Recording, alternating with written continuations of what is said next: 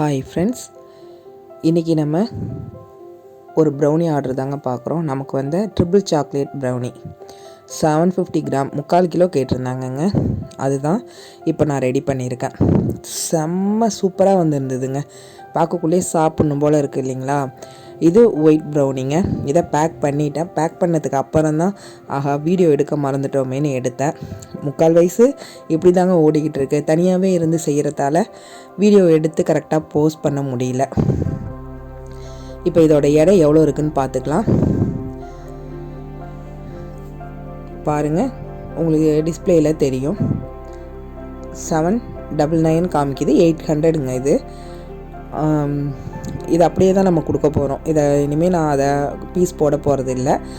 அப்படியே நம்ம wrinkle drop பண்ணி பாக்ஸில் வச்சு அனுப்பிடலாங்க. இது ரெண்டுமே கேட்டிருந்தாங்க.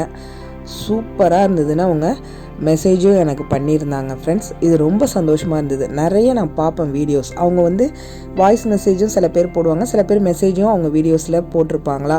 நமக்கு இதை மாதிரி எப்போ நடக்கும் அப்படின்னு ஒரு எண்ணம் எனக்குள்ளே இருந்துக்கிட்டு இருந்தது. அது இம்மா சீக்கிரம் நிறைவேறும்னு நான் எதிர்பார்க்கவே இல்லைங்க. நிறைய சிஸ்டர்ஸ் கேட்குறீங்க, எனக்கு ப்ரௌனி ஆர்டர் வரல, ஆர்டர்ஸ் நிறையா வரமாட்டேங்குது அப்படின்னு. எனக்குமே நிறைய ஆர்டர்ஸ் இல்லைனாலும் ஆனால் ஆர்டர் வந்துக்கிட்டு இருக்குங்க. இப்போ மற்றவங்கள மாதிரி எனக்கும் ஒரு நாளைக்கு 25 கிலோ 5 கிலோ 10 கிலோ அப்படின்லாம் எனக்கும் வராது தான். பட் நம்ம நம்பிக்கையோடு செய்யணும். எந்த விஷயமா இருந்தாலும், இதுன்னு இல்லை, எந்த விஷயமா இருந்தாலும் நம்ம நம்பிக்கையோடு செய்யக்குள்ள அதில் நிச்சயமாக நம்ம ஜெயிப்போங்க.